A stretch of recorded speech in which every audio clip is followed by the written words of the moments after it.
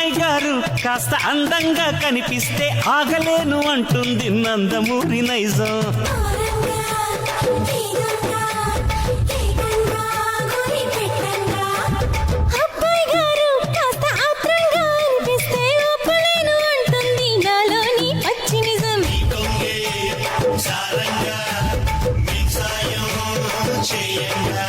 నువ్వు పూల కోక కడితే నే చిలిపి చోట ముడితే నా తిక్క చేష్టలన్నీ తాడి చెట్టెక్కిస్తే